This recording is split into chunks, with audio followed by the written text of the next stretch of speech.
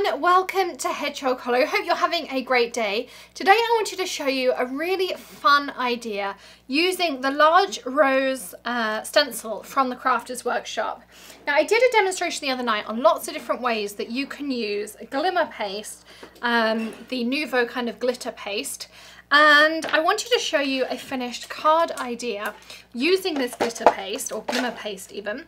I'm going to cut my card down here. So I have a piece of Bristol Smooth that I'm cutting down to actually 3 3/4 inches by 5 inches. So this is ½ an inch less in both directions than my finished card.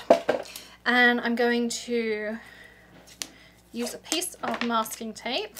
And I'm going to stick it down here onto my work surface. I use the Holtz glass mat, which are now back in stock, so I will link that up for you as well. I love working on this. It's so easy to clear things up on this mat. And I'm going to stick down my large rose stencil as well.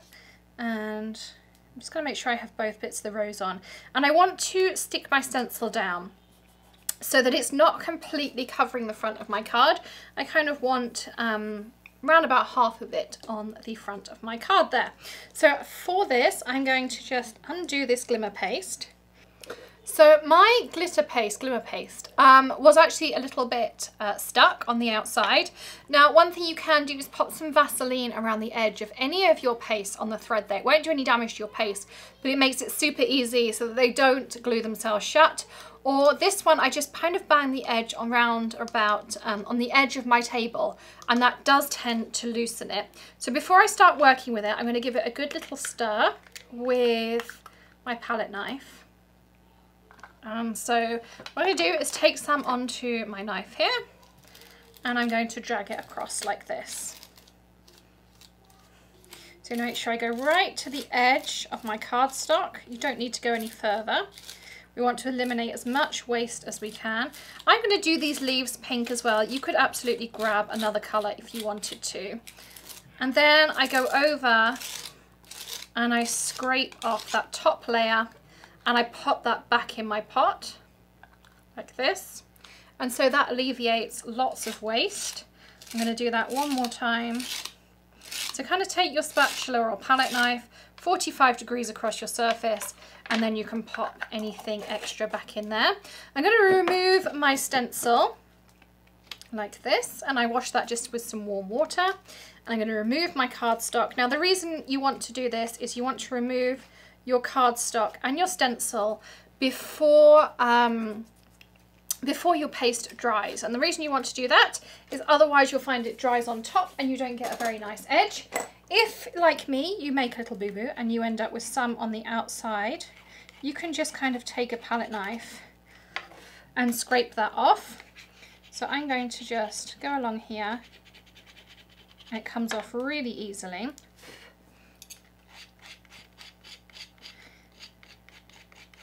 And I can also cover any other areas with sequins, or we can use our die cut on there. There's lots of different ways we can hide a mistake. Now I could have just re-edited this video and done another piece without that mistake on it, but I'm going to leave it in just so I can show you some of my favourite ways to cover up little mistakes that I make. So my glitter paste is pretty much dry. It's a little bit soft, but it's fine for us to now start putting our adhesives and things on. I have a piece of black velvet cardstock from Tonic that I've already cut down to 5 1/4 by 4 inches. So it's 1/4 inch less than my card base, which is ½ a piece of Nina Solar White, cut in 8 1/2 by 11, cut in half. And I'm going to adhere this top piece on. I'd already scored my card base, so I just had to fold it over, and I'm using my Tonic Funky Tape Runner. I'm going to open this up like this and pop down my card. Now, if your piece is wet and you're not sure if you want to put enough pressure on it to put an adhesive on, you can pop your adhesive onto your matting layer.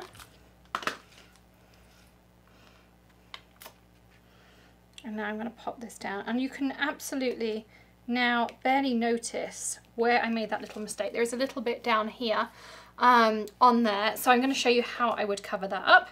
Now, super simple next step. So I have a double cut love die from Tonic here. I've cut it out of some of their champagne gold paper, and this particular paper does not have adhesive on the back. Sometimes I do add some adhesive on the back of my cardstock, but I haven't on this one. I thought I had.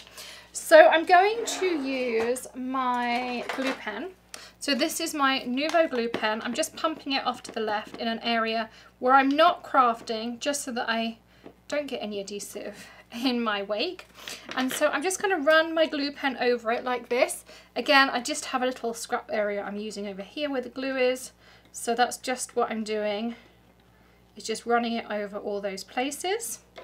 And then I can grab my tweezers to pick it up.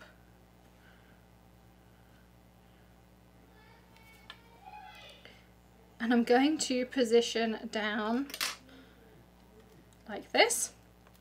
You may hear my two girls out there. They are out there with Dad, but it's dinner time. And I'm sure someone's just stolen someone's chocolate pudding. So I'm going to put my love down the bottom here. And for that, I'm actually going to pop it up onto some foam. So when I do that, I have this roll of 3M foam that's usually kind of starts somewhere out here. I'm getting to the end of this one. And I keep all my extra pieces stored on the edge because it maintains their stickiness. And I'm going to use a pair of my Tonic non-stick scissors. Non-stick scissors are one of the best inventions ever when it comes to foam and whatnot. And so this piece has already been cut in half. Oh, this one needs to be a little bit thinner. But it allows me to cut however small a slither, and you can see there, and it doesn't gum up my scissors. So I'm going to stick that on there. I'm going to cut some more smaller pieces like this, and sometimes it's just easier to grab your tweezers in a small spot. You can see how much easier that is to just pop it down. I'm going to trim this one a little bit more, and these Tonic scissors can be used left or right-handed. I just cut that piece left-handed and they work brilliantly both ways, so no need for separate scissors. And when I'm teaching classes and things, it's great because I can bring a load of those along, and no matter whether you're a lefty or a righty, you're going to be able to use those. So we can stick our love on there. It's a beautiful sentiment on there. And then Tonic do a lot of these double sentiments. I'm going to use my black Nuvo drops, which are ebony black. Of course, everything is in the description below for you in those links. But I'm just going to add a couple up there where my biggest amount of pink is. I think I may also add one down here. And of course you can make different sizes. That one doesn't look very round. I'm going to kind of poke it back in there. And I'm looking at the screen, so I have everything I see on the camera now on my screen. So sometimes just looking from a higher place.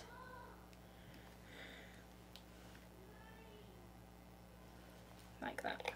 So you can see though, just those little black bits just kind of add for some extra details and things in there as well. So I hope you've enjoyed today's tutorial, and also how to cover up a mess when you make it. Do give us a thumbs up if you've enjoyed today's video or you've learned something new. Don't forget to hit that subscribe button and stamp the bell for notifications of our next video, and we'll see you again very soon. Happy stamping. Bye.